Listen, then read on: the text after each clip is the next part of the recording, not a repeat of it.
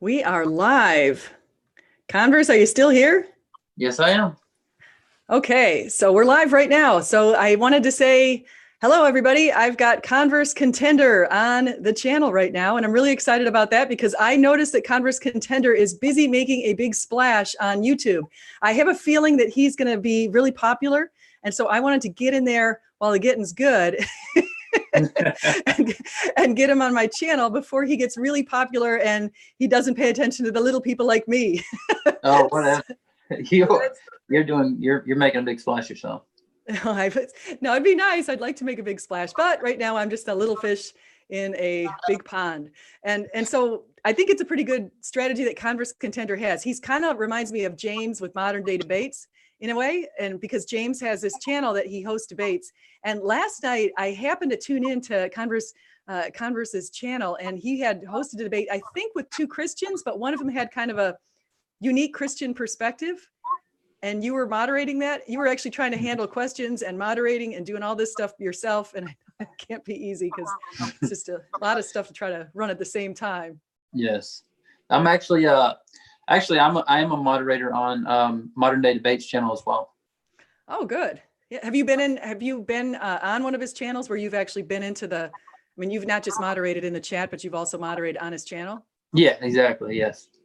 Nice. So yes, I've moderated a debate on Modern Day Debate, and I've been in 2 debates on that channel as well, and planning on more. Actually, I might have a debate discussion with Inspiring Philosophy on there. So we've been talking about that.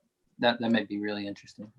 That would be really interesting. And one thing about Inspiring Philosophy, aside from the fact that I think he has 127,000 subscribers on YouTube, he's a great guy. He's humble and he does a phenomenal job debating. Yeah, when I emailed him and I was like, hey, listen, IP, like Mike, if you want, I think it'd be a very charitable thing if you wanted to have a discussion with me. And he was like, sure, you name the time, like when can we do it? He's like, well, the only thing with IP is because he's super busy, he's like, do you mind if we push it back until like 3 or 4, like at least 2 to 3 months down the road? So it may be as far as May before we even get to have the discussion. But wow, that's fine because, I've got a lot of things lined up over the next month or so anyway. So that'll be neat. Yeah, so that brings us to a good point because I want to, and first before I do this, I want to say I do see the chat and I see Jansen, George or Jorge and Jordan all in there, 3 J names. So I want to say thank you for joining us. If I don't type anything, it's because it's kind of hard to type in here, but I will acknowledge you guys. If you have questions for Converse, put them in there and I'll go ahead and ask Converse towards the end. So we'll do that. But I wanted to ask you, so what brought you to before we go to your channel, because you have this channel, he needs subscribers. So I'm going to put a link to the channel in this discussion so that thank you so much. You're very gracious. Yeah. Yeah. So, and it's a great channel. And I noticed again that you've got that kind of personality that I think will bring a lot of people over there. But I wanted to ask you, what do you have, or actually before I do that, how did you get to Christianity? So I'm assuming you're a Christian. Yeah. So my story is, I'm 31 years old. I've been a single father for about 5 years. I've got an 8-year-old son, and then so now I'm getting married this year, or in about 7 or 8 months. So that's where I'm at now. But as far as how I got to where I am and how I became a Christian, I guess whenever I was young, like a small child, my grandma would always take me to church, and my grandma is one of those people who everybody that meets her is like, wow, your grandma's super awesome. Like, she's never met a stranger kind of person. And she's just always been like that. So I always kind of looked up to her. But I guess you could say by the time I got to high school, I'm a skateboarder. So I'm out, skateboarding, and I've got my hair spiked up and Liberty spikes and a mohawk and stuff like that. And I'm playing in punk rock bands, and I'm really interested in hip hop and cars and things, things like that. So I was pretty normal I was pretty secular, I guess you could say, although I had that background. And then whenever I got to high school, I mean, I pick up drinking a little bit, here and there at parties and things. And then by the time I am in my college years, I'm, doing all the things that you would expect, smoking weed, doing different drugs and drinking and things like this, things that I shouldn't be doing. And then I guess you can say I had my son at about 23. And after that, I guess I started trying to get my life together. And I started asking questions like, what should I believe? And so I started really getting into philosophy a lot. So from about 20 to 30, I spent that whole time just like being super into philosophy and things like this, theology. Although I didn't really become a Christian that I would call a Christian until about, I guess, 27 or 28. But so I guess it kind of, I kind of had believed in Christianity in a sense. This is the strange thing, SJ, is I kind of believed in Christianity before I was a Christian. So like I'm listening to debates, when I'm like 22, 23 with William Lane Craig and John Lennox and a lot of other people debating atheist or whoever, Jehovah's Witness and this kind of thing. And I catch myself rooting for the Christian. And I'm like, he's making the best points. He's got the best argument. So I'm almost getting that and then fighting it like, yeah, but, the Bible says some things I don't agree with, that kind of thing. So I guess what really got me was at some point, I remember looking at the character of Christ and saying, wow, this guy's interesting. He's going in, kicking over the money changing tables and like calling everybody out on their hypocrisy, even the religious people. He's saying there's no difference between Jew and Greek, so attacking racism. He's saying there's no difference between male and female. He's saying there's no difference between slave and freeman. Like this guy is doing all these things that, got him killed in his culture. Like, and I just thought, wow, that's interesting. Then I read things like him saying, he didn't say, I know the truth. He said, I am the truth. And I thought, wow. So when I look, I ask myself, who is ultimately reliable? Who could I consider reliable to believe that they might know what God has revealed? And then I looked at Christ and I thought, who else? So I guess that's the way I got there, is by looking at the person of Christ and his example. I think that's a great way. That's the best way I think I've ever heard. So I think that's wonderful. And that's one of those things too. And that's how I got brought back, because I left Christianity. I was a weak Christian for about 20 years. And I read C.S. Lewis's book, Mere Christianity. And there's that trilemma. And I thought, because a lot of people would say he's just a great prophet. And I thought, and he said, either he's Lord, because he called himself Lord and he forgave people, or he's a lunatic or something worse. And yeah. I thought to myself, wait a second, he's got a point there. I can't just think of him as a great prophet or a good teacher. Yeah, I agree with you. That's kind of what I did as I looked at that. Even some people will say legend now, right? But that doesn't negate the fact that you have to either say this guy Christ, who is claimed to be this historical person, said not that I know the truth, but I am the truth. Mm-hmm. So you either have to say, this guy's walking around claiming that he is the truth is crazy, or he knows, or he's accurately revealing God. I mean, I don't think there's a way out of that. So I agree with you. I think that's you have to pick one way or the other on that. I agree. So those are really good points. And I want to say thank you to the audience. If anyone just joined us, and thank you for coming in. I see Gavin and Matt and Jordan and all kinds of this one guy. So there's a lot of people, and this one guy was concerned that no one could see him, but we can definitely see him. So we can see all of you and want to say thank you. Also, I wanted to ask you, so you're going to go and debate actually, you already said you had 2 debates. Who did you debate on Modern Day Debates? So I debated Jim Majors on the Trinity. That was interesting. And I debated Tom Jump on the definition of atheism. And I know both of those two. And I haven't debated Tom Jump, but I definitely I've debated Jim Majors. He's actually a nice guy. They're probably both pretty nice people. So yeah, I like both of those guys. Yeah. I get in trouble because I'm friends I get in trouble because of my affiliations, my association. So, you know, I've been away from YouTube for about 4 years. So I used to have a channel, and I used to be on G Plus and all kind of hangouts with. I was in a lot of the old G-Man versus the World hangouts and a lot of the other ones that were going on back then. Wait, stop for 1 second. G-Man, the G-Man? Yeah. G-Man used to have these hangouts called G-Man versus the World. There's still some out there that you can find me in if you look deep enough from like maybe 3 to 4 years. Wow. Yeah, I know G-Man's one of my buddies. I like G-Man. I had him on my channel not too long ago. So I've been kind of I don't really know as much about G-Man anymore because I've been away for a while. But back then we used to, not just him, but a lot of people had hangouts back then that we would all, that's when Google Hangouts was popular and G Plus was the thing. So I wasn't really big on YouTube because we mainly did things on G Plus at that point, but now G Plus is gone. So, but yeah, back then I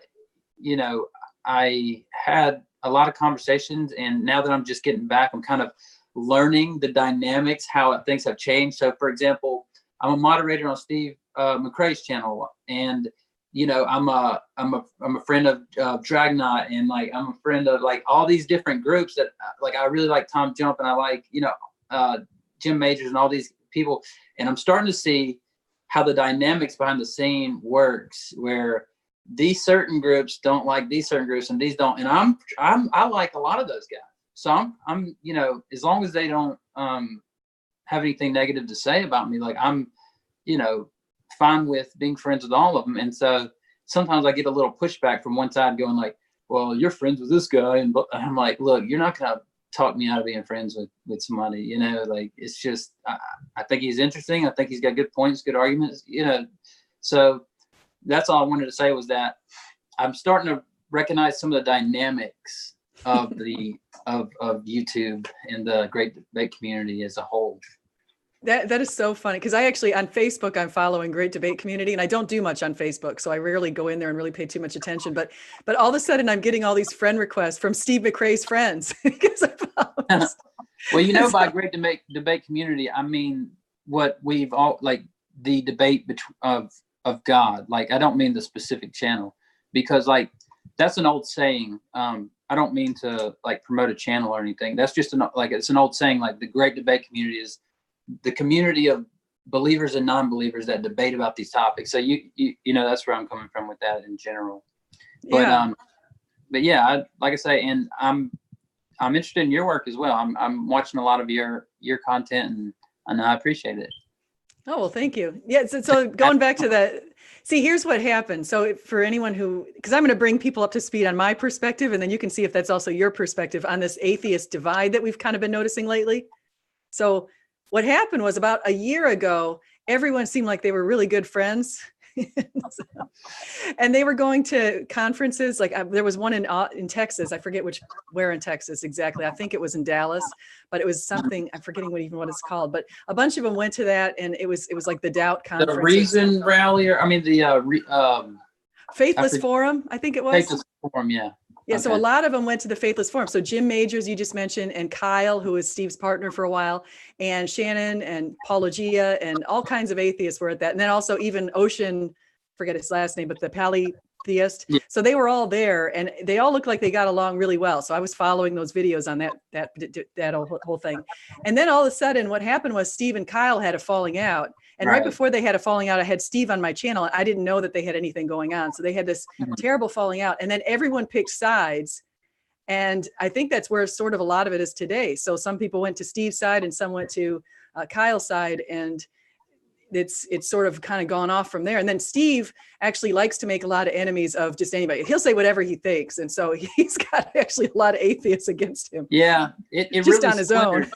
Sure. It really splintered after that. I think before that, though, I think there were definitely people within those groups that did not care for each other. And so, so I see both sides at some point that, but I do like Steve, because I think that Steve is smart, because in an academic way, because he wants to be intellectually honest. So you'll never see Steve do this thing where he goes in and goes, oh, look at this verse in the Bible, and because he knows I don't study the Bible every day. Steve would rather go, what's your argument for that? And then hear it. So I think he's smart for that, but I think he could be a lot more popular if he would just toe the atheist party line. And so I think that he, like, for example, he used to be good friends with Aaron Ra. Like they were on each other's channels and so forth. But he questions Aaron on a lot of things like, for example, the term faith and different philosophical things where Alex Malpass and other people will say that, like, Aaron's wrong on this. But Aaron, he has this stick and stay is bound to pay mentality where he's just like, no, I don't care what that says. Like, oh, gosh. So I think that, but then again, I'll listen to some other people on the other side and I go, well, they're pretty reasonable. I like that. I like them as well. So I think there's strengths and weaknesses to both of their arguments. But again, you see this as well in the believer community. So I don't want to just say that, atheists do this, because atheists, like it or not, Christians, there's a lot of intellectually honest atheists, not only intellectually honest, but there are some atheists that have a very high intellectual capacity as well. So I don't want this to be something where I'm like, well, look at atheists. They just argue amongst themselves. It happens on both sides. I just want to make that clear as well. Those are great points. I agree with you, actually. And I would say the same thing about Steve. And I hadn't really thought about that, but you're right. He won't pull Bible verses out of the Bible and pull them out of context and then ask you to explain them. That's not his approach. Yes. He'll just tell you, he goes, I don't know that much about the Bible. I mean, what do you, like, even if it comes up, he'll go, what is your, okay, so they brought up that Bible verse. What's your argument for it? And then you'll tell him and he'll go, I can see why you would say that. And then he'll move on. He'll be like, but what about philosophically? How does this make sense? He'll want to move on. And so I think that's smart of him to, because here's my thing, and we're kind of talking about how atheists and believers have conversations. There's a little bit of arrogance, but also there's okay, so my approach isn't to go, look at this, I have a proof. My approach is always to say things like, well, consider this, or doesn't it stand to reason the following? And so, like, for example, Christians read their Bibles every day. They study their Bibles. Like, that's what they do. Now, granted, there are some that don't, I'm sure. But I'm just saying, of the ones that do, they sit there and study the Bible every day. And then when I see non-believers come to the Bible and they go, well, look at this, and then they claim that they have a better interpretation of the Bible than we do. Sometimes I like to ask them little facts about the Bible that are basic. And then when sometimes they can't answer, like just a basic thing. And I'm like, you read through that whole chapter and you didn't see where this said this 8 times in that chapter? Well, it's been a long time since I've read it. And like, I don't blame them. I mean, like, I won't fault you for not knowing something, but rather what I would say is, don't make such a strong claim. Be a little more humble in your claims. Like, this appears like it says this. Could you be wrong about your interpretation of it? And then let's have a discussion about it. That's much more reasonable. And in philosophy, people do this. A lot of philosophers, they tend to take the least strong or assertive state positions as possible. So, they won't say something like, so a lot of philosophers don't want to say there is no God. They want to limit it and say, well, somebody might say that there probably is no God, or someone may say, I don't see evidence for God, or something like this. But you want to try and take the least strong position possible. That way that you don't look foolish when it falls apart, if that makes sense. No, that does make sense. I think that makes a lot of sense. And I'm thinking of, I mean, I think we come on the same, the thing is we're trying to figure out how to bring people in. And I think when you do go out there and you start, I'm just noticing in the chat, somebody mentioned hellfire and that kind of thing. I think that those are the wrong ways to go about it. And I think also with respect to the Bible, you know, what's a common thing to me is the book of Job. Have you read the book of Job? Yes. So When I'll give you my opinion as well whenever you get done with the. Yeah, I want to say something, because that particular book, and you're about to debate Skylar Fiction, and Skylar has made a bunch of videos against IP on the book of Job, and IP has a take on the book of Job, and I remember a lot of atheists coming to me and say, why did Job get what he got from God? It was a bet from Satan. It's just because he bet Satan and all this kind of stuff. And IP's take's a little bit different, but I went and I read Job over again, and I thought to myself, wait a second. Job was very self-righteous, and he thought that his actions could get him into heaven alone. And God was just showing us that faith is really important. And so even though Job had everything and then God took everything away, he still maintained the faith. And that's what was important to God, not that he could show that he was this self-righteous person. Mm-hmm. That's my take. So, but I think when atheists, like, they'll pull that and they'll just ignore that part about the many comments that are in that about Job's friends basically scolding him and saying you're being self-righteous and you think you're so perfect. They ignore that part, and they'll just start saying, well, Job was perfect and look what God did to him. So there's some other interesting passages in that same, there's some other interesting verses in that same passage that I don't necessarily want to get into because it would take us off into other areas. But right after God's talking, you know, he bring it. There's some things that are mentioned in passing if you didn't understand what they mean. And this may come up tonight in our discussion, my debate with Skylar Fiction. But I wanted to point out one thing, though, about what you said about somebody in the chat. So I'm unable to see the chat to everybody right now because I'm on my cell phone.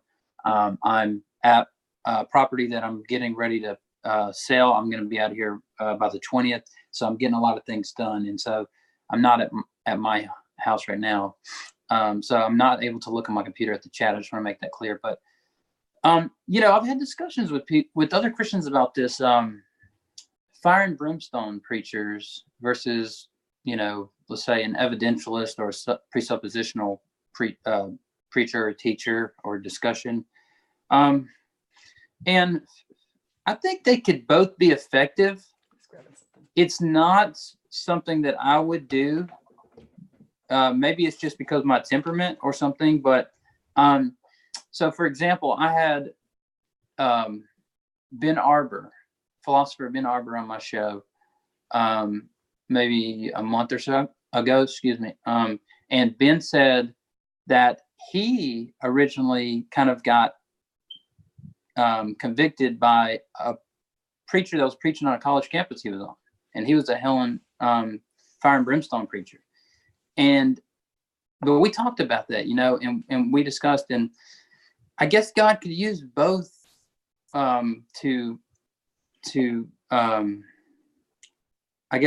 convert people, or you know, Christ said, "My sheep hear my voice." But I'm with you. I don't think that is effective.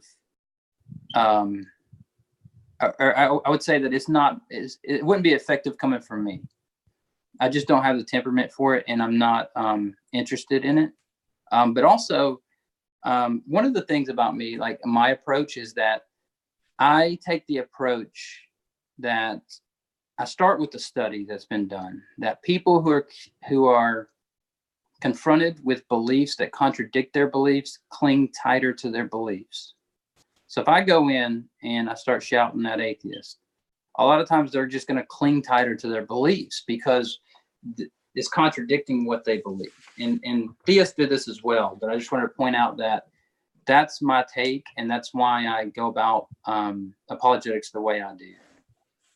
I think that makes a lot of sense. This idea of, and we do it the same thing. We become entrenched in our beliefs when we feel like we're going to battle against somebody else. So we put up the fences and we hunker down, and we basically will go for anything our people on our side say. And that's why I actually did a video this morning, and I'm going to release it on Friday, on street epistemology. And the whole theory behind that is that you develop friendships with people, and that's how you bring them to your opinions. or are you bringing them to at least listen to your opinions versus us versus them? Because that doesn't work, just like you're mentioning. Sure. But I want to go back to, you said something just before this, clinging to the beliefs. Oh, hellfire and brimstone. So have you heard Ray Comfort?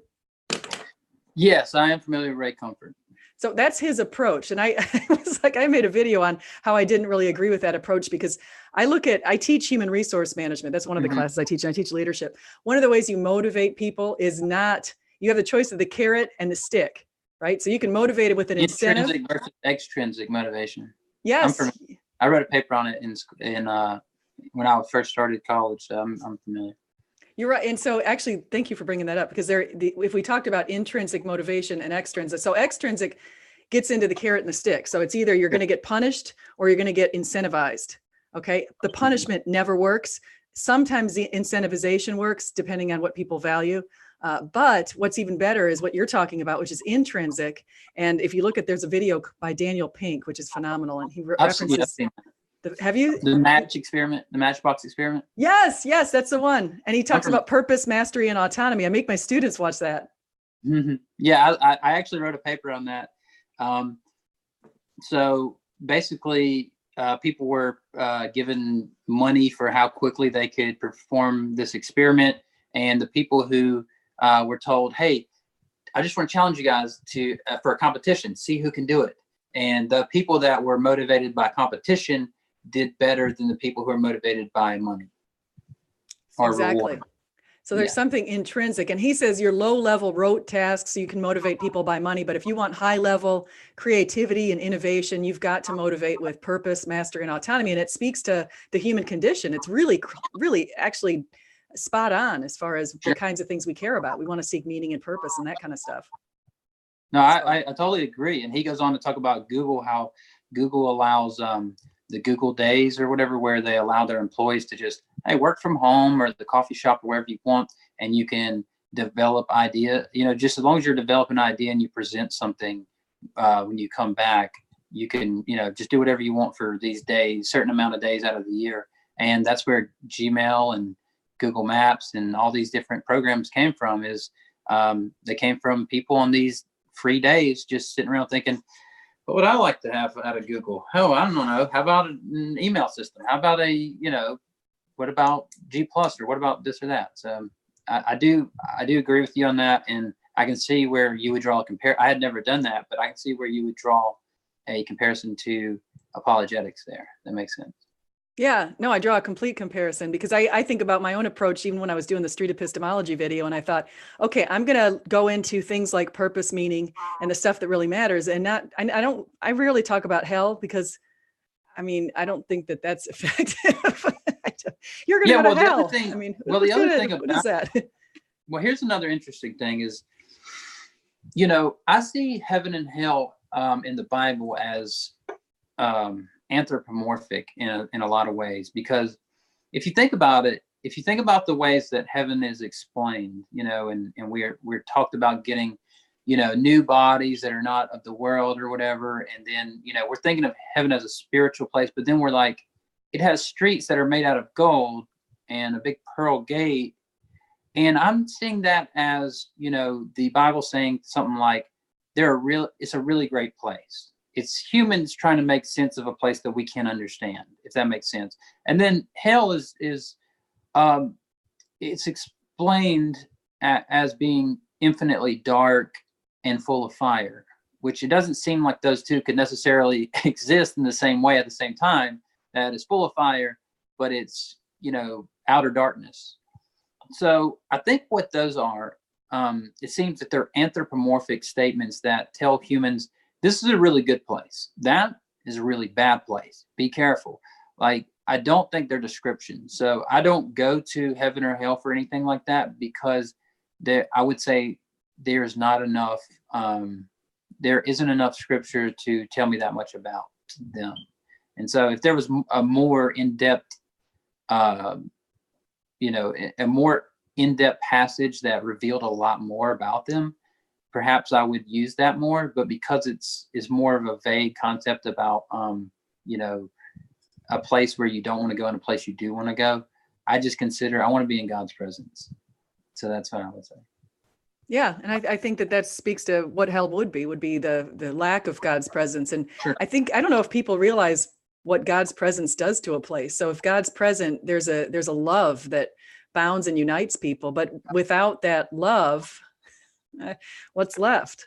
Yeah, I mean, that's what yeah. So C.S. Lewis and other people talked about this, and they said things like, you know, if you like lusting, you can do it all you want in hell, but you're not going to derive pleasure from it because pleasure is from God. Like you can live there, you know, but you're not going to have health because health is, you know, obviously a gift from God. So things like this, you know, so, and I think that's probably a good way to look at it because there just isn't enough descriptive language to let us know the specifics about these places. And I don't even know if we would be able to comprehend these places given, you know, even more description. I don't know if humans are even able to fathom what these places could be like.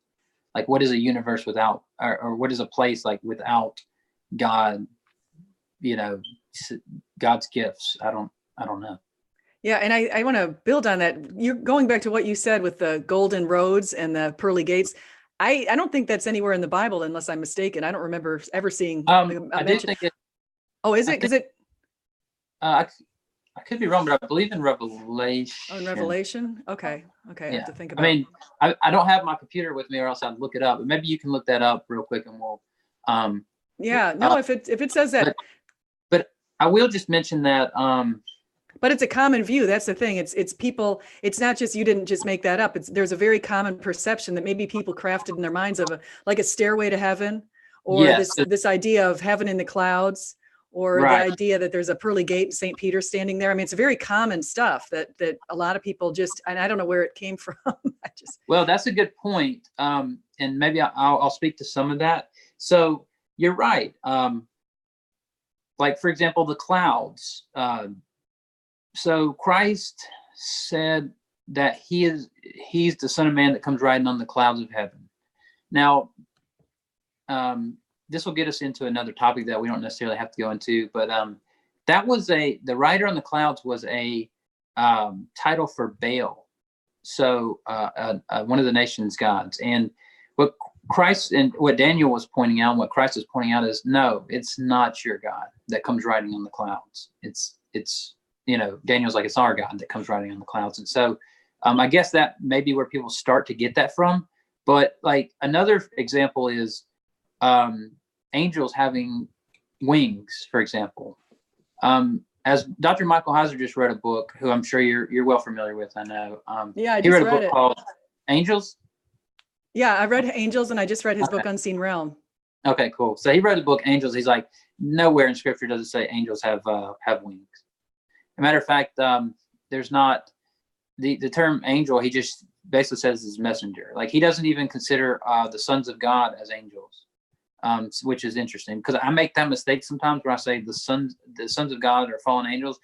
That's not what they are. Like that's what he points out is like angels are messengers, right? And the sons of God are something completely different. And that was the passage that I was referring to in Job that comes in that same little passage that it talks about the sons of God. So I didn't want to necessarily get into all that, but there are these common perceptions, mistakes that people derive that aren't from the text. I think you're completely correct about that. But of the ones that are there, Actually, think that, let me just say something really quickly. Revelation 21:21. So I was wrong as usual. And the 12 gates were 12 pearls, each of the gates made of a single pearl, and the street of the city was pure gold. So, oops. Yeah, so that's what I thought. So, and I'm just going based off my memory. I didn't remember the verse or anything. But what I would say about that is the same thing that I said before, is that it seems that this is an anthropomorphic statement, something to have humans to understand, listen, this is a really good place. This place is majestic. It's something that when they were having hard times and they were, you know, they didn't have a lot of resources and the agriculture is doing bad or whatever it may be. They didn't have a lot of money or whatever.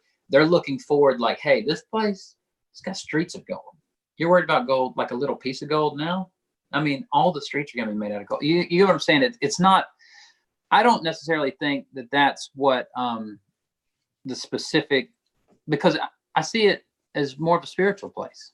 So I don't know if it would have a material look like that. So that's something I would want to study more on as well, though. But that's my opinion on heaven and hell, is just that the language is used to indicate something. The same as when God is said to have repented that he made mankind. Like it's an anthropomorphic statement that goes, he didn't like what man did, because also there's another verse that says God is not a man that he should repent. So, you have to kind of look at some of these statements and go, well, is that just a way to explain to humans something that may not be human, something that may not be of this world, basically. Yeah, that's a good way to put it. Because there are a lot of verses that actually atheists pull out of Genesis that relate to that kind of stuff too. Oh, God was sorry. Well, if he's all knowing, why did he do that? And you think, well, so that's you have to go back out. But if you were to just look up that, like one day I did this just as actually, I think I did it yesterday, or I did it the other day. I just looked up that verse out of just like, I want to see what Google pulls up for it, like the verse about God repenting that he made mankind. And the first thing that popped up, you open it up and it says exactly what I said. I was telling somebody, I'm like, I think it's just an anthropomorphic statement. Let me look it up. I looked it up and I pulled it up and it said, there are many types of anthropomorphic statements in the Bible, blah, blah, blah. And it gave all these examples. It had paragraphs and paragraphs of just like giving all these statements. Like, for example, when it says that God stretched out his arm, or God did this or that. It's just humans trying to explain things in a worldly manner. So I think we're pretty much agreed on that. Yeah, I think, and actually what's really amazing is I want to throw a bone out there for a couple of people. Cy Gart has a new book called The Works of His Hands. And also Daniel Ray has a good book that's got co-authors such as Susan, what's her name?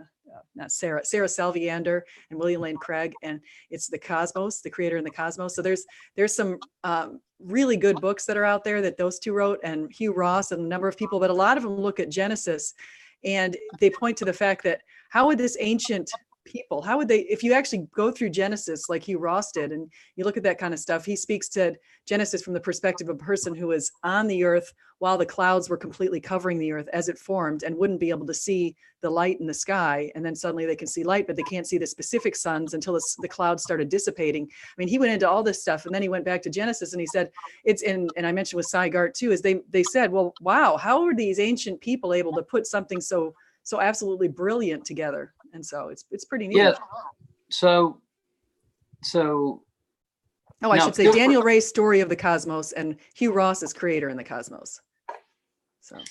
So feel free to stop me at any point, because some people may say I'm long-winded, but what I like to say is I like to develop my points in full. So, I think that's great. I was about to say, but I think those are kind of like the same thing, being long-winded. But so here's my view on this, is that I like that Hugh Ross and others do that. And I just watched Hugh Ross on Tom Jump's show. He had Hugh Ross on maybe last week or the week before. Oh, did he? Yeah. So I appreciate some of these conversations that Tom has, but yeah, that was a very interesting conversation. And I think Hugh did well, because a lot of the questions that Tom springs on people, sometimes they don't do as well, but Hugh seemed like he had heard those objections before, so he did very well.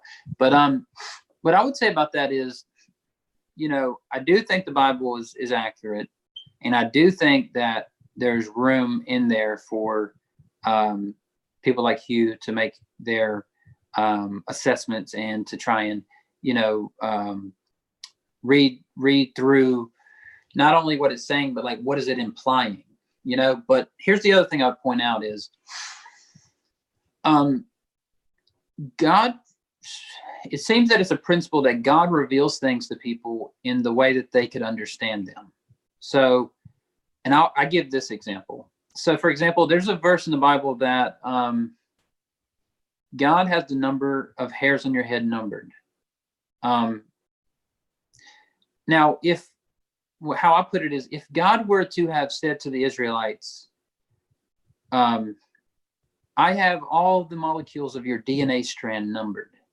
Yeah, exactly. It would not have made sense. It would not have been written down. It would not be considered scripture.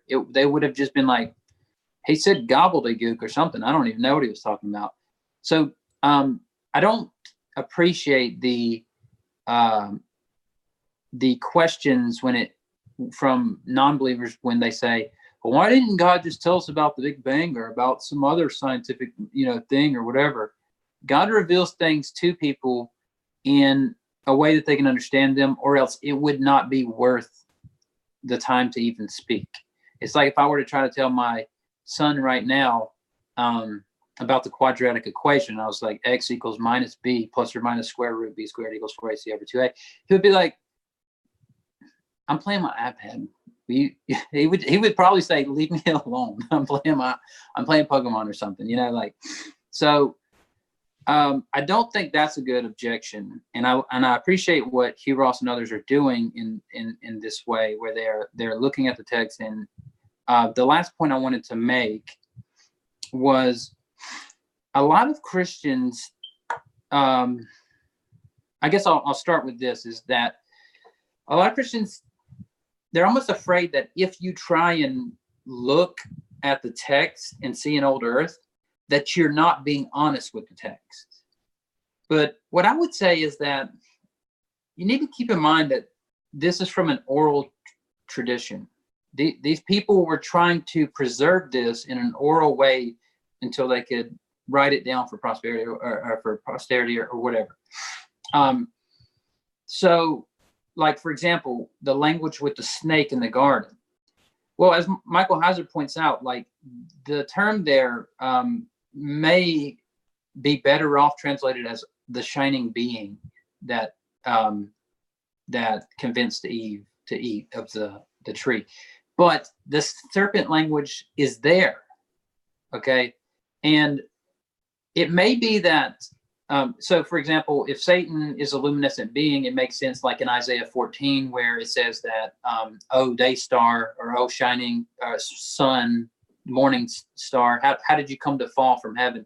Or like in the New Testament where it says Satan can appear as an angel of light. It makes sense throughout the text because it keeps talking about these luminescent beings, right?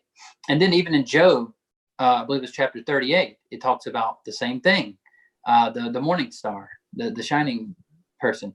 But I want to say as well, the serpent language is there as well. So I think, though, that is for the oral tradition to tell the story in a memorable way that the children could memorize. Okay, so there was a snake that blah, and it also teaches them a lesson about staying away from snakes at the same time. Do you get where I'm coming from with that? Yeah. So I guess that's a long about way of saying we look at things and we say, yeah, but if I look at an old earth here, am I being honest with the text, really? And a lot of Christians, I think, are just so worried about that they could be reading into it. But think about like St. Augustine. He was saying that the earth could have been much older. He said that these probably weren't literal 24-hour period days because the sun wasn't created till the fourth day. That was his argument. Now, I know some people don't agree with that, but that was his argument back in the 4th century, before scientific research came out that showed the Big Bang or anything like that. So this isn't just some ad hoc thing where later on we see science and we try to read it in. But the last principle I wanted to mention, and I told you I could be long-winded, but is I think that it's a solid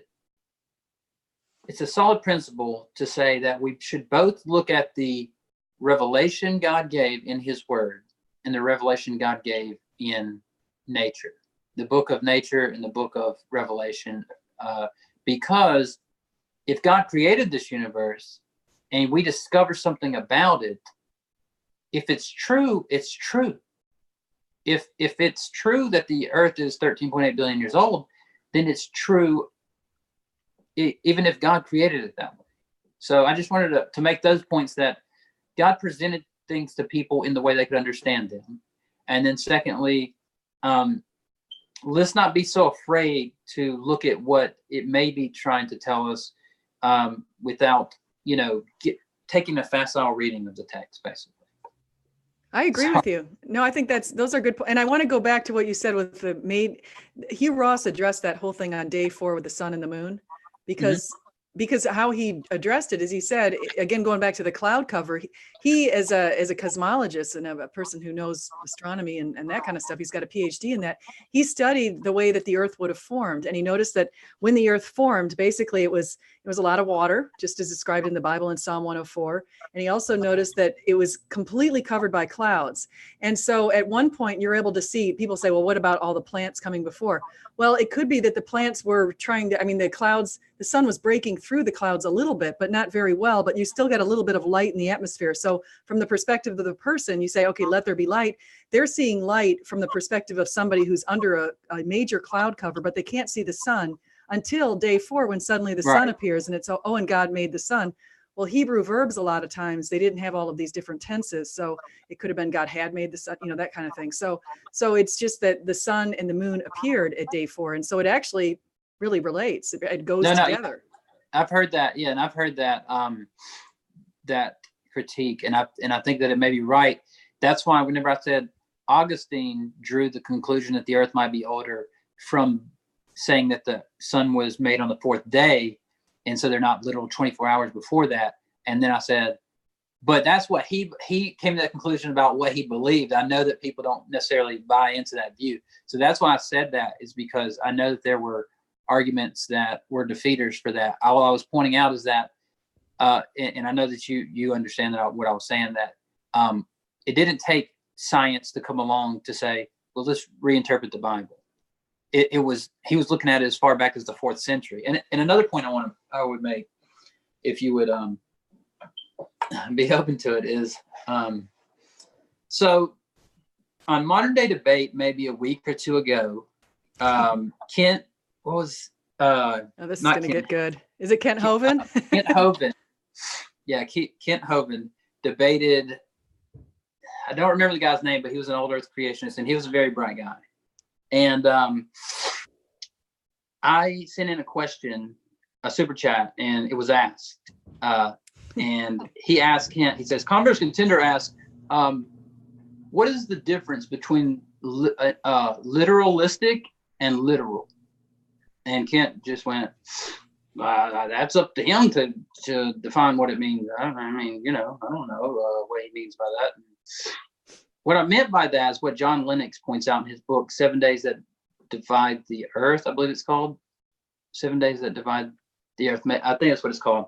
What he points out is, when you look at a text, if I look at the text, Christ says, I am the door. Does he literally mean I'm a doorway? Like I'm the doorway? Well, yes, that is a literal reading of it. But does he mean I'm a slab of wood with a door handle? That's a literalistic reading of it. And that's what I was pointing out, is that you have to be careful, even as far back as, even looking at like the age of the earth. Are you taking a literal reading, or are you taking a literalistic reading, where you think that if you can put anything besides a 24-hour day, that you are trying to change what it actually says? And I don't like the tactic that Kent tries to do, even though I don't dislike Kent. I don't think he's a bad guy or anything. I don't appreciate the tactic that he uses. Oh, well, you're just not submitting to the word of God. Okay, well, if you don't want to submit to the word of God, then, that's up to you. It's like, well, hold on a second. That's begging the question, because from my perspective, that's what you're doing. So I think those are some other interesting points to add to that.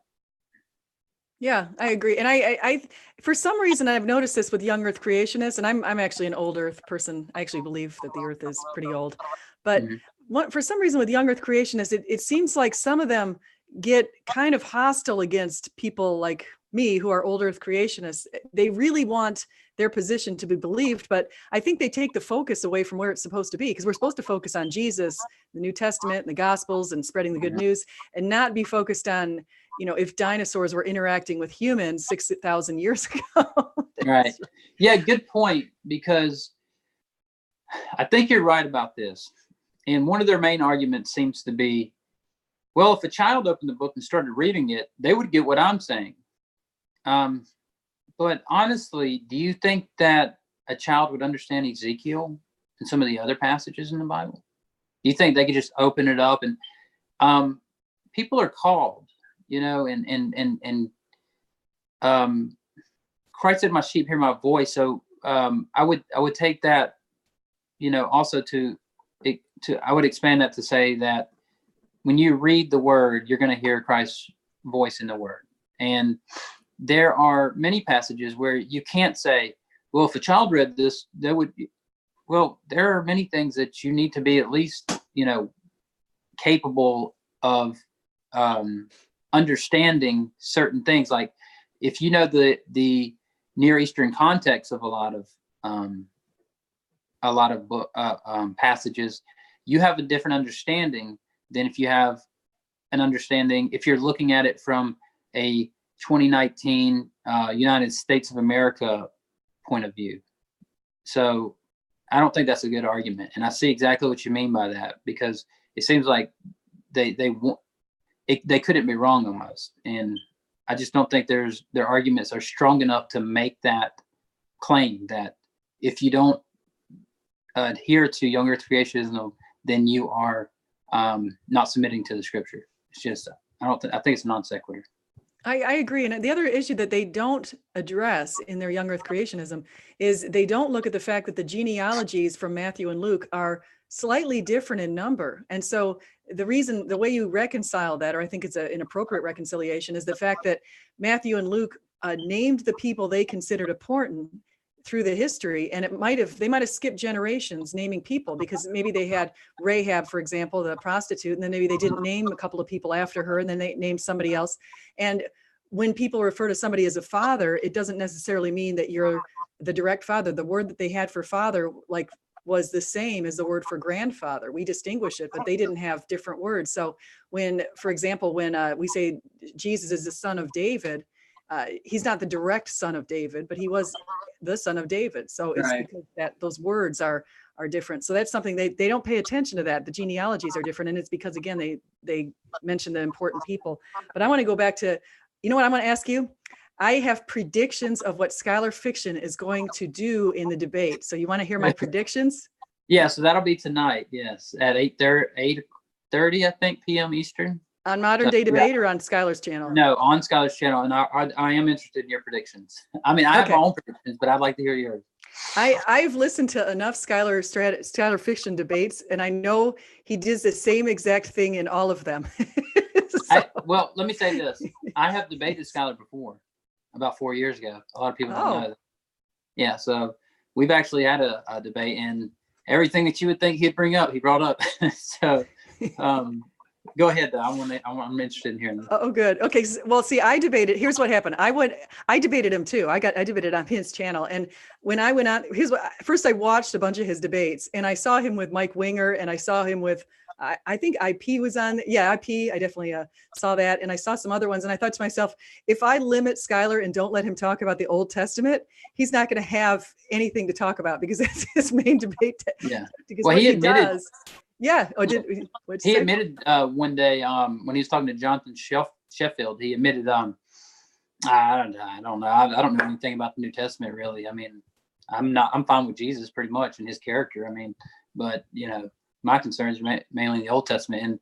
And you could tell in talking if you watch that talk with Jonathan Sheffield, even Dr. Josh has admitted he doesn't really know that much about New Testament criticism, because in that talk, they're trying to follow his logic. They're like, where's he going with this? And you can almost see Schuyler like almost is like, he's like, I'm ready for a nap, because but I think he admits that. I'm not saying like it's necessarily a negative that he doesn't know the New Testament as much, but I'm just saying that because I think he does admit that. But with Jonathan Sheffield, it was very telling, because he goes into church history and the whole method by which the textual critics use to date and everything. So, but go ahead. I'm sorry. No, I'm glad you mentioned that, because I actually did see part of that debate. I'll have to watch the whole thing, because I didn't like what I heard in the part that I listened to, but I'm gonna have to go and listen to it again and go from there. And maybe we can talk about that after your predictions. So here's the predictions. Here's what he's going to do. He is going to bring up the book of Samuel, and he's going to talk about slavery in the Bible. He's going to suggest that God is ordering rape in the Bible. Even he's going to ignore the passage in Genesis that mentions that rape is completely outlawed by God. He's going to pretend that God is instructing soldiers to rape the Midianite women. He's definitely going to say that, even though that's not in the passage. It's just definitely not. And he's definitely going to mention, I'm looking at my notes here, what he's going to mention. Oh, he'll mention the laws about stoning homosexuals and about eating shellfish and that kind of thing. So he's going to mention all of these laws that were pertinent and made sense in ancient context, but don't make sense in modern times. But he's going to pretend that Christians still adhere to this stuff and we support slavery. Right. Because it's always the same. Those are his approaches. Well, I'll tell you what, he's not going to bring those things up. And I'll tell you why. Because I'm going to bring those things up. Oh, you are? I have a different perspective than a lot of people on this. I mean, I don't have to bring those things up, but I'm more than willing and ready to talk about those things, because I think my perspective on this, while I could be wrong about any of my theology at any point, and so I'm welcome to criticism and being rebuked, and I'm not above reproach. I think that I don't think that's the way he wants to go. But I mean, I'm open to it, and I think we'll probably touch on morality and a few things, but I've definitely got some questions for him. I'm sure he's got some questions for me, and let's just say that that doesn't concern me at all in the least. And I almost hope that he does. And so that will become clear if he does bring that up. I want to mention Bill Bailey. There's a few people in the chat I want to say hi to. Brian Stevens, Gavin, hey, Brian. Susan, the Messenger Reveals that you had last night on your channel. And Sahi Luke. Sahi Luke said something very nice. So thank you, Sahi Luke. But they're asking who we're talking about. And I just want to mention it's Skylar Fiction. And at 8:30 tonight, if you haven't heard this part, Contender is going to be on Skylar Fiction's channel, and he's going to bring up the Old Testament. So I'm going to, I will be fine. Like, we haven't even decided what we were going to talk about. We just kind of said, well, it'll be general, we'll come on and whatever comes up, we'll let it be kind of, we'll let it just come as it is. And I'm definitely interested in that kind of discussion. One thing that I'm going to make clear at the beginning, and if Skylar's listening to this, he, obviously he'll be able to tell from this as well, is I'm interested in a discussion. Even if it's a debate, I'm interested in a discussion where we're trying to understand each other. So the principle of charity, I think we should use the principle of charity and try to be charitable enough to try and understand each other's arguments. Because when we had a discussion before, we had a debate years ago, and while I could tell he was trying to listen to what I was saying, it's like when I directly contradicted what he believed the Bible said, he would go, well, that makes it worse. He would go to like this, what do you call it? Like a rescue device, where we would abandon that point, and he would go, well, that makes it worse because look over here. If that's true, then look over at this passage. And then we would move on from that. And he interrupted me so much in that last discussion that, we weren't able to come to any conclusions or at least understand my point of view. But at least at the end of that, he admitted that. So that's, I'd give him credit for that, because at the end of the discussion, he goes, hey, look, I interrupted you way more than you interrupted me. So, thanks for coming on. But so at least he admitted that. But I would, just point out, let's say the discussion actually happens and he doesn't kick me out. I jokingly asked him that earlier in Dragnauts Hangout or stream. I was like, Skylar, you're not going to kick me out of here as soon as I come on, are you? Because that would be pointless. But I don't think so. I think he's willing to have a discussion. The other thing I would point out is I heard him complaining the other day that nobody wants to come on his show, and he seemed to. I did too. It's so funny you heard that. He seemed to interpret that to mean that he was really good at debating, or that he, people were fearful. But honestly, I mean, obviously from our perspective, I think that we would say something more like, you need to listen a little better and be more charitable about what you're hearing, because, when somebody makes a point, like, for example, I remember making a point about how he said, well, why does God, this is in our last debate. He said something like, why does God why does he use things in the world? Like, why did he use Israel to do certain things? Or why does he use this and that to accomplish his goals? And I said, well, the answer to that is that God is a God of means. And by that, I mean, God uses means to bring about an end. The same way humans do. I use a hammer to bring about the end of a nail being hammered in a wall. I mean, like, God doesn't, he uses things in the material world to interact in the material world. And he goes, no, that doesn't make any sense. It's just a stupid argument. It doesn't make any sense. And then we moved on. And I was like, okay, but don't ask for an answer to a question. And then when you hear it, go, well, it doesn't make sense to me. It's like, maybe it doesn't. I mean, I'm not saying that it has to make sense to you, but it's an answer to the question. Like, that's, and it's biblical. So that's the last point I really wanted to make about our discussion tonight. Unless you have other questions, that's fine as well. Oh, I'm looking forward to listening to it, because I'm excited that you're going to face this whole issue head on. Have you read, before I ask, I have 3 questions to ask you, but one of them is, have you read Paul Copen's book? I've read some of, Is God a Moral Monster? Yeah. Book? Yeah, I've read some of it. Yes, I've read some of it. I have not read the whole book. I think that he's right about some of his points, but what I've looked more at Clay Jones's material. Clay Jones has looked in depth at the problem of evil in the world. And he started with genocide and rape, and he went through and looked at cultures and goes, all right, what did they do? And some of the things I'm not even going to say in your stream that humans do, because it's worse than you would, like, you're thinking of some bad things right now. It's worse than that, I guarantee you. So no, I know, like with the Aztecs and the Incas, for example, it's grotesque. Yes. The Rape of Nanking, that book, like some of the things that were brought out. So, we'll probably talk about, I'm going to bring up some of that stuff tonight, some of Clay Jones' research. And, we're going to talk about some of the, some of the moral issues and things like that. So I think that'll definitely be interesting. But yeah, I'm familiar with Paul Copan and his work, Is God a Moral Monster? I'm just not, I haven't read it comprehensively, so I don't want to. It's a good book. I haven't read any Clay Jones, but I'm going to have to go pick that up. I just wrote it down so I can go grab that, because that sounds good. Actually, let's see who had him on. Capturing Christianity had him on. Oh, okay.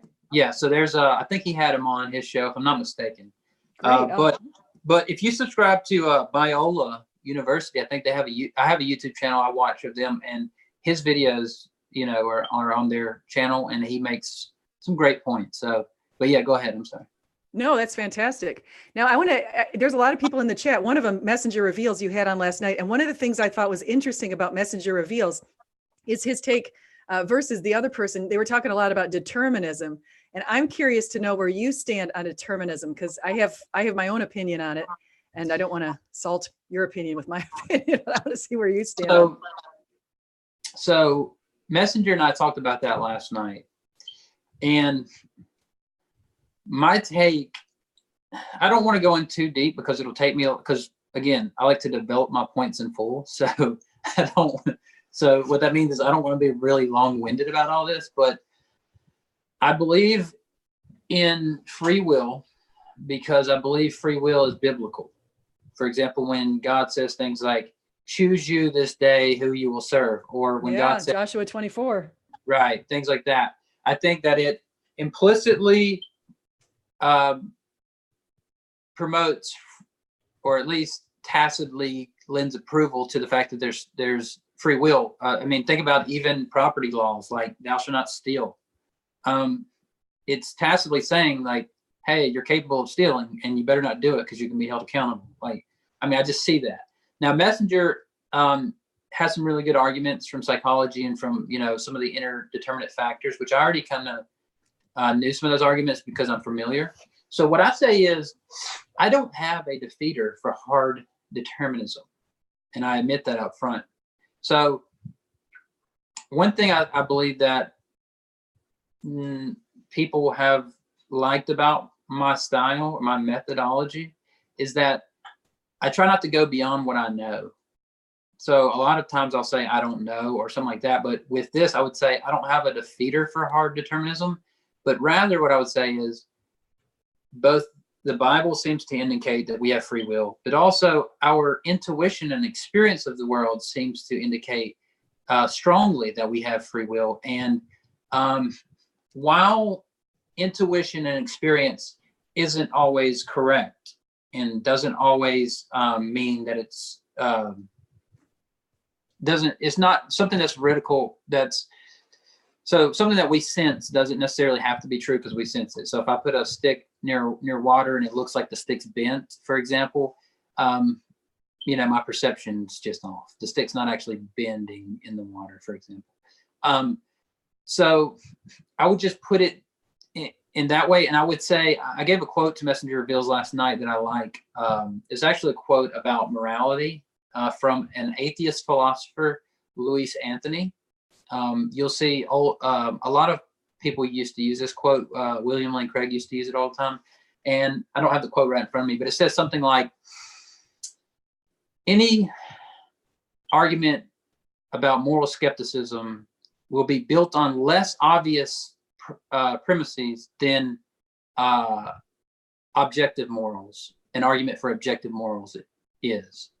And this is coming from an atheist philosopher, Louise Anthony. She's pretty bright. I like her.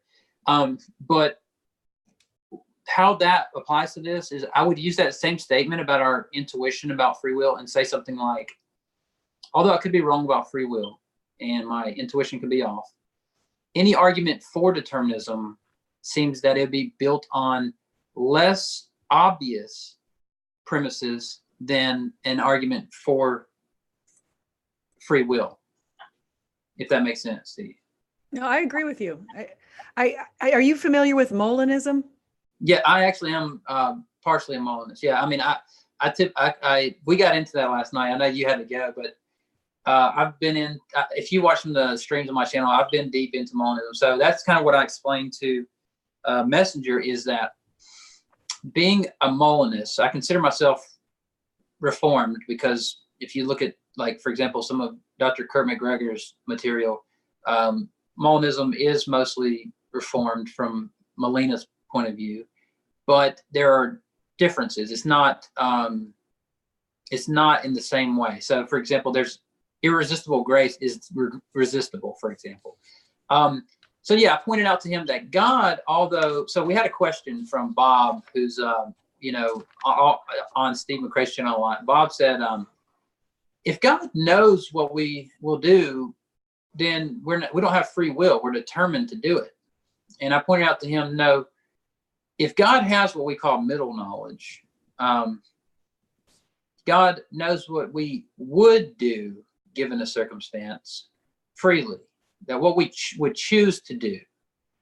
But that doesn't mean that we could not have done something different.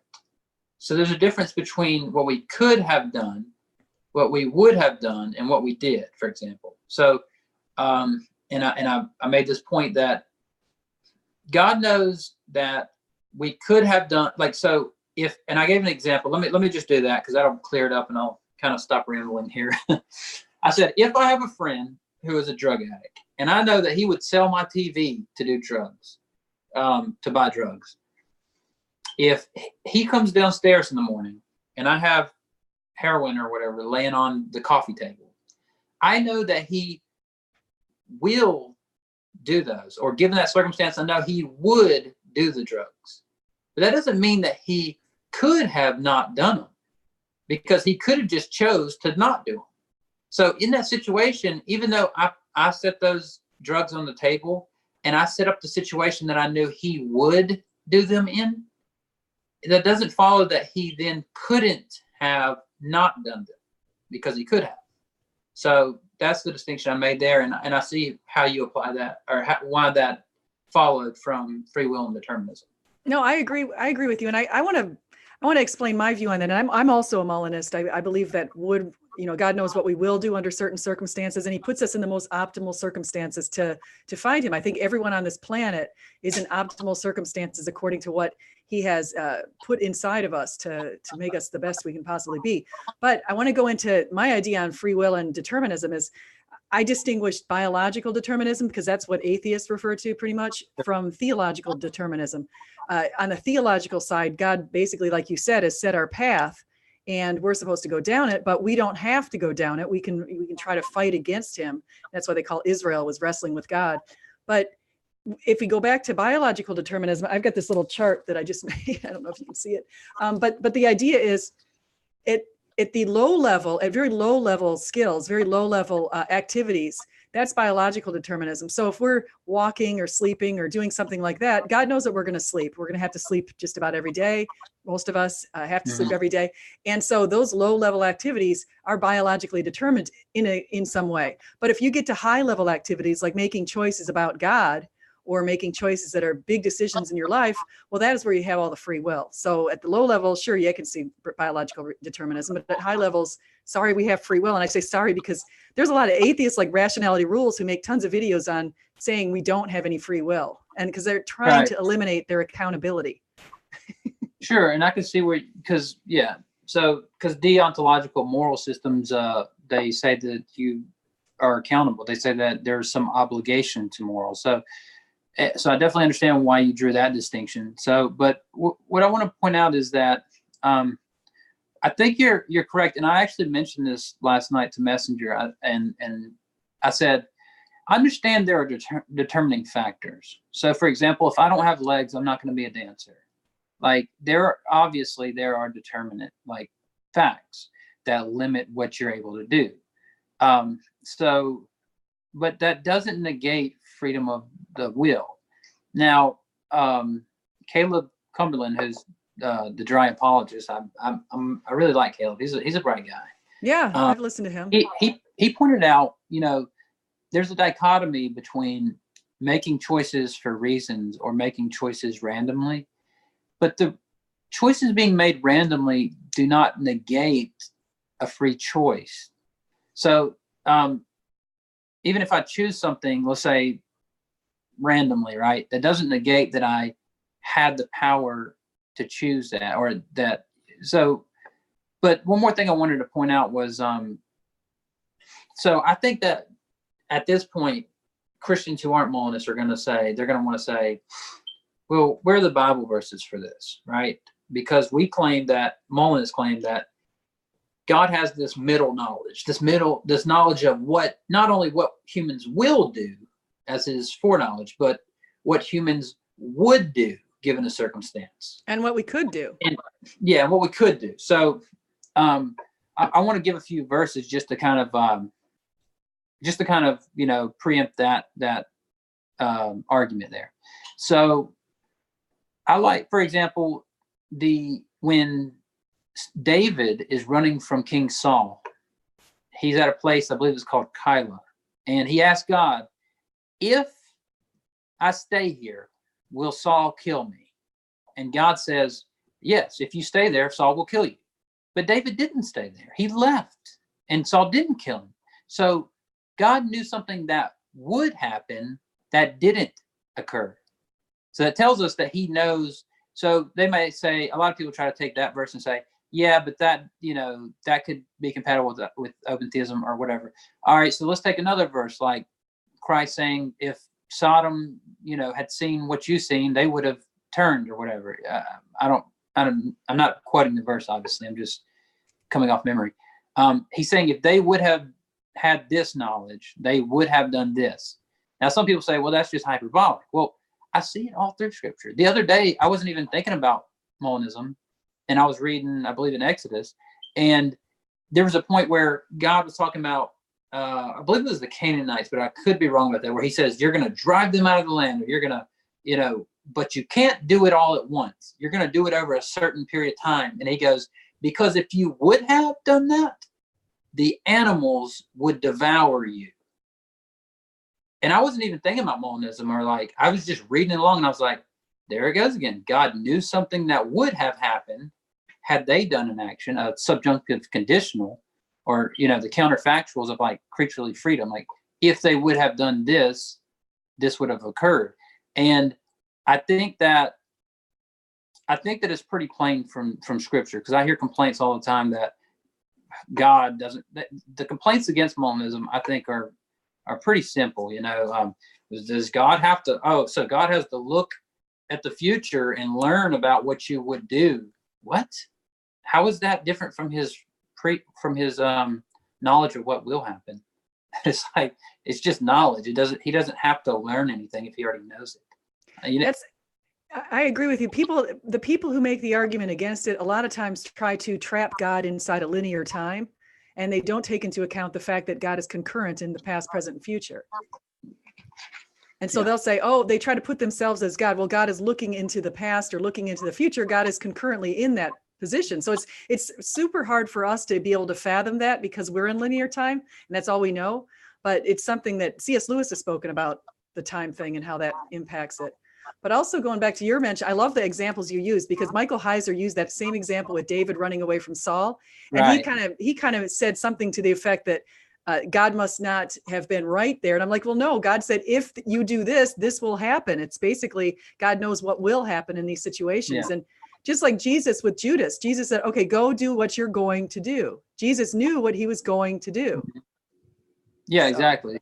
I agree with you on that. And so I think that it's not only biblical, but I think it only makes sense that if God is all knowing, that he would have this, what we call middle knowledge. He would know about the counterfactuals of creaturely freedoms. Exactly. Yeah, I like that. I'm trying to see. Oh, you know what I was thinking about? For us to be able to understand God is it's like, imagine the person who plays chess. You know all of the moves. You try to figure out your opponent's moves, say 3 moves out or something like that. So you make a move and you're trying to guess 3 moves ahead. And imagine with God's kind of knowledge that we can't even fathom, is the world is just this gigantic chess game, and he can figure out exactly where to position people for they can maximize their winning basically in life. So yeah, that's interesting, because that gets into, and we probably don't want to go off that far, but that gets into possible world semantics, where God, not only knows what would happen, he can, he has the vast array of what could happen to bring about his goals. And so if I, for example, we always fall short with our analogies, but if I was God and I looked at, and I thought about what reality would best bring about my goals, for example, if I wanted me to be a Christian, for example, I would make me a punk rock skateboarder growing up, and then I would have my grandma early on, being a super cool person, and all these things, or if I was, for example, if I were to have done something different, I probably would not have turned out the same. So if I would have went to Catholic school growing up, for example, maybe I wouldn't have turned into a Christian. Maybe I would have rejected and been like, Catholic school sucks. This is a common theme I see with non-believers is, no, I went to Catholic school growing up, and what a coincidence. Do you know my past? No, I don't. I went to Catholic school growing up. Yeah, that's interesting. And I left the church. It's because of the way that I wasn't happy with the way that they're managing the priests. And I left the church in my early 20s, and so did my family, except for my sister. And that's why. Yeah. So, I'm not hard on Catholics. So I'm not going to, one of my good friends, dry apologist, is a Catholic. I'm not hard on Catholics at all. I just point out that everybody from Joe Rogan on to probably half the atheists on YouTube people tell me all the time. I just hear it all the time. Well, no, whenever I went to Catholic school, and I remember, okay, here's a point that you will probably appreciate. When I think I actually still have this clip from 4 to 5, maybe, I don't know, between 3 to 5 years ago.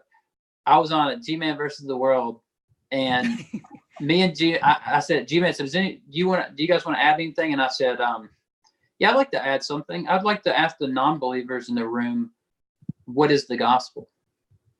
And one guy goes, well, when I was in Catholic school, we were taught it's the gospel is the teachings of Jesus.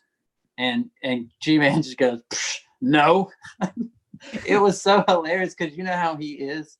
Like sometimes he just like, I don't know. He just has like, yes, he has this delivery. It's just like, no, that's not the gospel. And he goes, that's not the gospel. That's the teachings of Jesus. He's like, what's the gospel?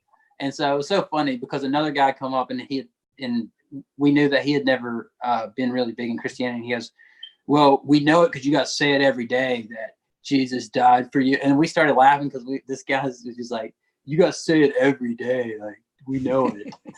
It was so hilarious. So that was interesting. I'm gonna have to go back and find some of those old things if it's accessible anywhere, because that sounds like it'd be funny to watch. Sure it is. Another one is Nephilim Free and we did like a 4-hour and something hangout way back in the day handling the Nephilim from like 3 to 4 years ago. It was called like the Sons of God or something like that. And it was when I had a G+ account. I don't even know if I had a YouTube channel at that point, but we did a whole stream on the Nephilim, and we had people coming in to disagree with us, and they're like, oh, yo, what about this verse? And we kind of, okay, well, here's how that works out. And so that was really interesting as well. Might be something to look into. Yeah, that is interesting. I would like to see that.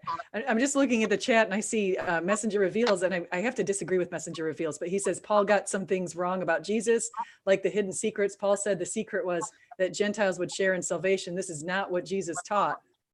I think that's interesting. I think we need to bring Messenger Reveals onto a debate. Yeah, debate so going last night. I'm definitely going to have you guys on. So I want to have a debate. So you mentioned that you would like to debate him on a couple of topics, and I think that would be perfect. After the show, we were talking a little bit, and he was like, yeah, set it up. Let's do it. But I do think that I guess you could say it was a mystery that Christ was going to eventually come back for the nations, that the Gentiles would be included. But at the same time, if you look through the Old Testament, you find that there. Well, you see it in Isaiah 53. Yeah. 52 and 53. Sure. Yeah. But also, I mean, just think about a popular verse, Psalm 82. The last statement in Psalm 82 is, arise, O Lord, for the nations are your inheritance. Like, that's one of the most popular verses. But when I hear that quoted all the time, I never hear anybody say that last part. Or if they say it, they never break it down. They just go, well, they're talking about the sons of God, and they never go into that verse. So I just thought I'd point that out. That's another related verse. Messenger Reveal says we may have a few things to sharpen iron on. It'll be fun. We'll keep it on a nice level. I have polite conversations with people and I enjoy them. I'm definitely interested in that. So good. Well, yeah, we can go on your channel. That'd be fun. Definitely. Well, listen, we're getting towards almost an hour and a half. We've had a pretty good time here. Should we figure out how to close it off, or? I mean, I've got plenty of time. I'm like I say, I'm actually off work today. I don't have to do anything necessarily until 8:30 tonight. I mean, I've got some things that I'm doing around here, but I've got plenty of time, so don't worry about that. It's up to you. Oh, wow. Messenger Reveals now. Oh my gosh, another topic. He and I might have to do a series. He and I completely disagree with Isaiah 52 and 53. Oh, wow. Yeah. So this may be a trilogy of debates. Oh my gosh. And look, let me just say this too. If you haven't subscribed to SJ and you're watching, do it, because I noticed that SJ is almost at 1,000 subs. And just I'm trying so hard too. Yeah, I'd love to see some super chats coming in for people like me that's on the show. So definitely, if you're sub to me, sub to SJ, and let's get her over 1,000. Yeah, and actually, I'm going to put a link, as I mentioned before, to your channel so that people can go ahead and sub to you, because you just started this channel. You've got, I think, 70 people, and we got to get you. You're I've only got like 993 short of 1,000. We got to get you to, or I'm sorry, 990. Oh, that was 7 people. 930 people. We got to get you. Yeah. So, yeah, and I've been back on for maybe 2 months now, I made a YouTube channel, and then I was scheduling a debate with Jim Majors on the Trinity. And the next week, he wasn't able to do it that week. And then the next week, I was flying out to Hawaii. And so I had so much traveling going on. And so what I decided was, when I get back from Hawaii, I'll, take YouTube more seriously, and I'll come on and do these debates and discussions. And, I thought about it that whole trip about, discussions in general. And I was listening to a lot of audiobooks and things to kind of, just to kind of structure my way of thought before I came into any of these discussions or debates. That way that I know that I'm not just here to, for example, I don't want to be in an echo chamber. I want to hear the best arguments from the non-believers. But whenever I got back, I decided, I emailed James at Modern Day Debate, and I said, hey, I'm back from Hawaii. Let's set this up with Jim Majors. And he came on, and he graciously just, had a debate with me. And, I really appreciate him for that. And then Tom jumped. He was willing to just have discussions with me. And then, me and Steve McRae, started having after shows and things. And then people started coming over, and they're like, yeah, I've seen you on Steve's channel, and, blah, blah. And they didn't know that we were, that we were cool. And they were like, well, no, I want to have, like, Messenger Reveals, I think. He said, yeah, I've seen you on Steve's channel. Now me and Messenger Reveals have discussions all the time. So, it's interesting how that works. I actually have a book over on one of the shelves behind the camera called How to Sell Anything to Anybody. And I bought it like a long time ago. So because I thought, maybe this book will teach me about sales. And, some of the things I don't really like in sales, for example, neuro-linguistic programming and things like that, to try and fool people. But there was something interesting in that book called the 150 rule. And he basically said, when I went to funerals and weddings, I asked, how many chairs do you know how to put out? Because they're, who might show up or whatever. And they said, we usually put out 150. And what he derived from that was, each person you talk to knows at least 150 people that they can talk to. And then those 150 people know at least 150 people they can talk to, and so on and so forth, that their friend, like, that would come to their wedding or their funeral. They know more people than that, but just that may come to their wedding or funeral, they know close enough to talk to. And he said in sales, for example, if you make a bad name for yourself, it spreads pretty quickly. And so, I'm considering all these things when I'm having discussions, like, do I want to, I just want to be fair to everybody. I don't want to straw man. I don't want to, engage in bad arguments. And actually, I'm going to be on the Magic Sandwich Show on Friday, talking about bad atheist arguments. So that's really, yes. That sounds interesting. Yeah. So Dragnot and those guys, they graciously invited me on. I think it's smart of them to do that, because a lot of people, I think, look at that whole group, and say, it's kind of an echo chamber. But then it's like, well, they're willing to have this discussion on bad atheist arguments and make fun of those. So, and they were gracious enough to invite me onto it. So obviously they're good guys. Yeah. Well, it sounds, and there are atheists who go against, and they're bad Christian. I mean, we have to always remember that they're also, on the flip side, there are some arguments that Christians shouldn't make either. Such as the old No True Scotsman. Well, no Christian would do something like that. Right. Well, I don't know. I mean, yeah, sure. I mean, I agree with that. I mean, the Scotsman thing, it only goes so far though. Like, if somebody says like, oh yeah, this mass murderer is a Christian, it's like, I mean, he's not, but like, that's not necessarily the True Scotsman fallacy.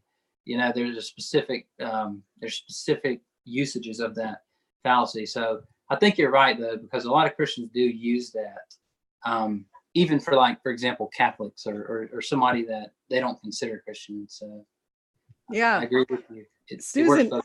Susan asked, before I forget to mention Susan's question, she wanted to know if you're familiar with, and I'm not familiar with this, Chris Date and Rethinking Hell. What was it? The name is Chris Date, and I guess it must be a book, Rethinking Hell. it seemed like I seen him give a speech at a church, like a sermon on YouTube, but I'm not familiar enough to say I know that. So I wouldn't want to comment on it, honestly. Okay. Yeah, I'm not familiar with that either. So that's and I'm just seeing, and it says Sahi Luke is just saying Chris Date defended the person of the Son with two natures and demolished Dale Tuggy. It's something I'll have to watch too.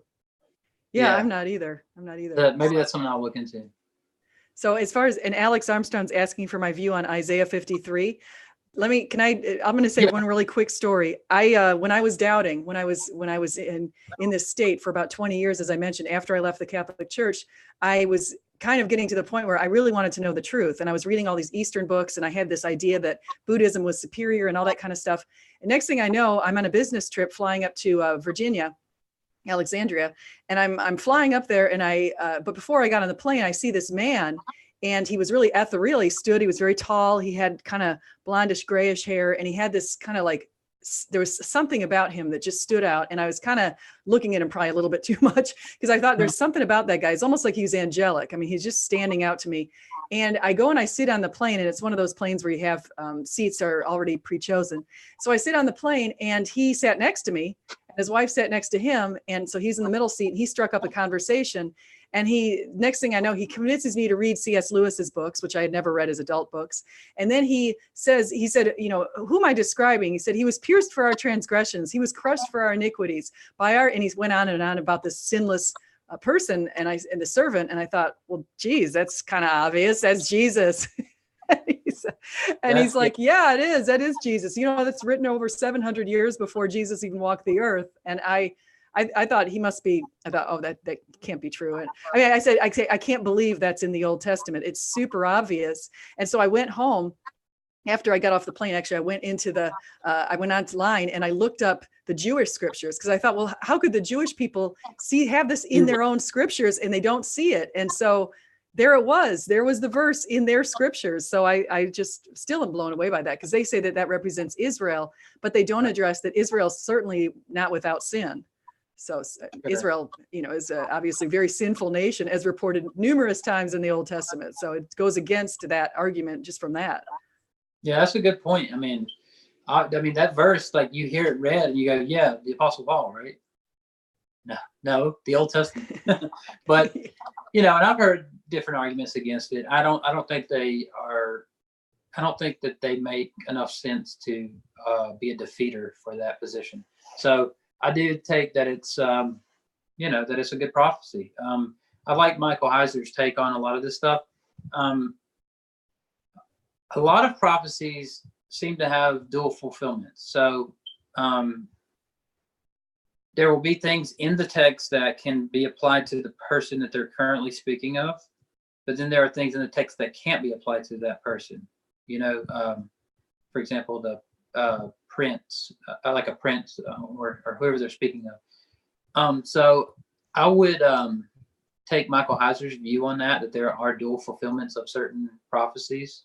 But, you know, I try to stay away from some things, not necessarily that, because I think prophecies something I definitely like. But like, for example, eschatology, for example, I don't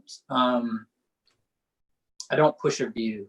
I don't take views on it. Like, I think Michael Heiser's right that every view of eschatology has problems. So you know, that's a certain type of prophecy that, you know, I just don't necessarily have an opinion on. But I think you're right about Isaiah 53 and others like that. That point, like, for example, was it Isaiah 9:6? Yeah, that's the birth of Christ. Yeah. So, and he will be called the mighty God and things like that. You know, some people say, well, that's talking about, you know, somebody in that time that's being born. And it's like, was he called the mighty God? You know, like something that's interesting about the birth of Christ, since you brought it up, and this is just the way my mind thinks. Maybe it's ADHD or something. So forgive me for this tangential point.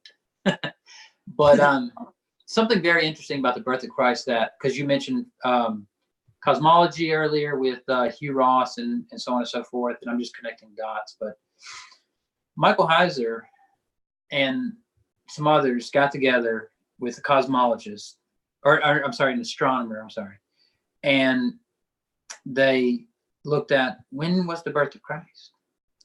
And, people always say, it wasn't December 25th because, and it makes sense. It wasn't around Christmas time because it says there were shepherds in the field. And why would there be shepherds in the field in the middle of winter?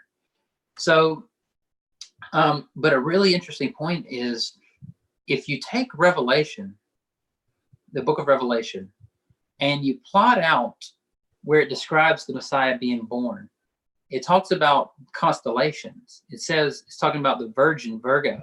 It says I don't want to screw it up, so forgive me if I say it the wrong way, but you'll get the point.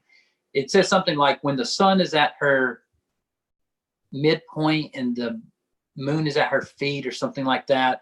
And it says basically that's when the Messiah was born. And when they plotted that out around the time of Christ, when that could have been possible for that constellation, they come up with the date of his birth at September 11th. Really? That's very interesting, huh? I have heard September, and I think I have heard September. I've heard that somewhere. I don't know where I've heard that. Yeah, when I first heard that, I thought that's kind of like at least serendipitous. It's not like scary. Yeah. All these things happen on September 11th, I would like to point out something that people might not realize with eschatology a little bit, because it's something I've been looking into lately. If you think about this, so we know that in Daniel and in Malachi 3:1, for example, it points to the fact that the anointed one's going to appear in the temple. And we also know that Daniel portended that the temple was going to be destroyed. And the temple was destroyed in the year 70. And everybody scattered. So the Jews scattered, the diaspora, they call it, scattered all over the planet. And that was also predicted. You can read through the Old Testament. There's verses that predicted that they would be scattered all over the planet. And what's really interesting is which country in the world came back to be after thousands of years. So we've got, after around 1900 years or so, just a little under 1900 years, in 1948, I forget the date, I want to say it's May 1st, 1948, we've got Israel forming. And that was actually, we know that Israel has to be around in the end times. And so now I guess there's a group over in Israel, they've called themselves the Sanhedrin, and they're talking about the temple. They're talking about building a third temple. And so we also know that third temple is going to be where the Mahdi, and I'm saying Mahdi because I've actually looked into also the Muslim book, their Antichrist their Christ is our Antichrist. Right. the Meda. It's very scary, actually, if you look at that. And it's also, if you look at people like Ahmadinejad, I can't say his name, Ahmadinejad or whatever, the guy who was a former leader in Iran, wanting to do something to Jerusalem. What's the name? Was it Ahmadinejad? Yes, that's it. Thank you. I can't pronounce it. But he wanted to, basically, he was talking about doing something to destroy Israel because he wanted to bring on chaos, because according to their book, that's going to bring on the Mahdi. And so it's really scary because they actually, if you look at the Muslim books, they actually draw parallels between our revelation and our Antichrist with their Mahdi. So, yeah. So I'll make 2 points about this eschatology. One is, I follow a scholar named Ken Johnson. I believe I have his video, at least one of his videos about the early church fathers in my in a playlist on my channel called The Trinity, I believe, just because I needed references for my debate, The Trinity, that I had. Ken Johnson has wrote the book on the early church fathers. So literally, he's wrote the book on the early church fathers, their beliefs and all that stuff. So I'll have to get that. Ken Johnson? Yes. So if you just look at his YouTube channel, he just started going live and doing certain live discussions, but his videos, a lot of them are classic, especially the early church fathers. He points to a lot of things that are very interesting. Mainstream scholars don't. I'm sorry. Are you still there? Yeah, no, that sounds really interesting. Sorry. I faded out my screen went black for a second. But he also talks about eschatology, and he claims that the early church fathers only had one view, and so on and so forth. I don't want to get into that because I don't study it enough to, it doesn't necessarily interest me enough. But I'm getting more interested in it as, I'm looking into things. But, he has some very interesting views, and he talks about not only the early church and what they believed about it, but he does what you were doing, and he looks at Israel and the prophecies and the things that you're pointing to. So, that's a definite, definitely I understand that view because I see it from him. But the same point I want to make is the reason why I'm hesitant about looking into eschatology is because of Christ's warnings about not knowing the end of time or not knowing the days. And so I don't think it's wrong to look into or anything like that. But I would just say that kind of told me that maybe I should put my studies elsewhere. Excuse me. That maybe I should put my time into my studies elsewhere. And so there's so much stuff I'm interested in. So I'm interested in psychology, and I'm interested in philosophy. I'm interested in theology. And I'm interested in all these topics, linguistics. Like I'm reading an interesting book on Audible right now about the language families of the world and how Indo-European and all these different languages developed and and how it relates to different, scripture. And Michael Heiser obviously goes into a lot of that with his Near Eastern literature. So I guess what I do is I kind of prioritize what I'm, and while I'm out right now, starting January, I'm going to be, back in class, finishing up my associates because I never finished it because I had a son early. And so I'm going to try and finish my degree and then, That's get great.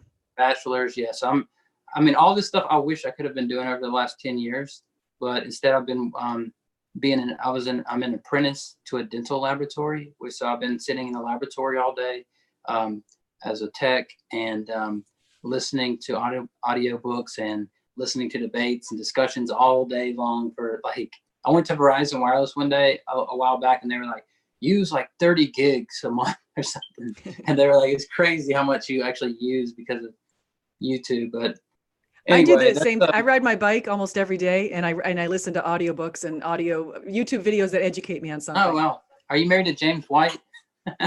No. Are you familiar with James White? I feel like I know that name. Who is that? Oh wow! James White he goes way back. Now he's a Calvinist, okay, but he's super bright, and he has a lot of really good resources. So James White has been doing debates for like 25 years. You can look up his debates on YouTube. Everybody you can think of, he's debated with them. Robert St. Genus, Catholics, you can think of all the Muslim apologists that you can think of. He's debated them. He debates in mosques all around the world.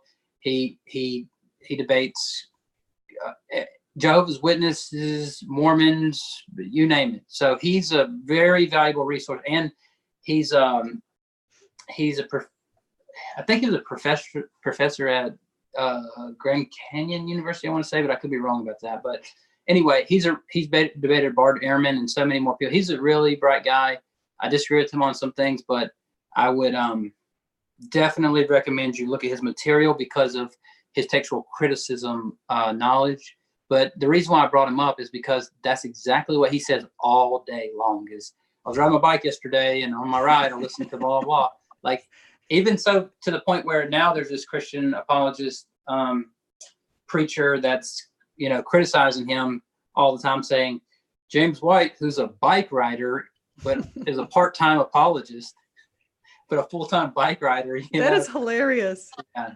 So no, my neighbors joke around because they're like, are you giving that bike some more exercise? They see me, I ride. I actually had to change my path because I was riding by, on my same street, there are people I work with who live towards the end of the street. And I got to the point where they were seeing me on my bike too much. And so I switched my path. So I'm not passing their houses anymore. That's hilarious. Yeah, that sounded just like him. That's why I was like, are you married to James White? Sounds like a pretty good guy, actually. Sounds like he's a very valuable resource for textual criticism and other. He wrote a book called The Forgotten Trinity, which is very interesting. You'll see some of the same material I use in my Trinity debate. He uses in his debates on the Trinity. He wrote the King James only controversy, which came out a long time ago about the King James onlyism when that was a big thing, and just a great resource overall. That sounds good. Well, actually, you know what? I better get going because I actually just remembered I've got to submit the grades for some students' presentations from last night. So, and I've been putting it off. Well, thanks so much can for only, having me. Yeah, I really enjoy having you on. I want to see, I'm going to put the link to your channel in here, but can you share how people can reach you on Twitter or any other places that we can find you? Sure. If you want to follow me, don't feel obligated. But if you want to subscribe, Converse Contender on YouTube. It's easy to find. On Twitter, you can only put in so many characters, so it was Converse Contend without the ER. And that's pretty much it for now. Like, it just, those two resources are the only thing I really use. I don't like Facebook, and I have a personal Instagram, but I don't get on it with on my Converse Contender yet. So also I have a Discord now that Math Pig made for me last night, but I don't really know how to use it that well. So you're going to see a lot more discussions and things that I'm going to be on anyway. So hopefully they'll put the link in the description for those. And I'll definitely do that. Yeah. Let me ask you this. How often are you planning on putting these debates and things like that up on your channel? How busy is your channel going to be is what I'm trying to ask. Well, typically Monday through Wednesday, I'm doing either a live stream on my channel, or I'm doing a debate on somebody else's channel, or I'm doing an after show from a debate, pretty much almost every night, Monday through Wednesday. My fiance works third shift as a charge nurse in a hospital, and so those are my nights free. And instead of, now that I'm not in construction anymore, I'm not building furniture and all that stuff, I'm kind of enjoying not cutting my hand and smashing my thumb and those kind of things. So I'm spending my first part of my week on YouTube and having some great discussions and improving my knowledge, edifying myself, as I think everyone should. That's fantastic. Again, thanks for having me again. Oh, well, thank you. I'm just looking. I just want to say something really quickly. Stupid whore energy. And that's what this person calls says, I've had 3,000 moderated debates and I've lost none. And Brian Stevens says, you are really trying to catch up to Apologist Supreme. It's really funny. Yeah. I like both of them. I always see her in chat. She seems to be always in all the debates and chats. So yeah, she is. She's on Modern Day Debate a lot. Yeah, she's pretty generous with her super chats as well. So, but just don't at her. So that's what she always says. Don't at me. Oh yeah, really? I didn't notice that. And Brian Stevens, what's up to him as well? I like Brian. Yeah, everybody, thank you for coming on. I really appreciate it. And please like and subscribe, and do come again. So I'm going to go ahead and end the stream. Here we go.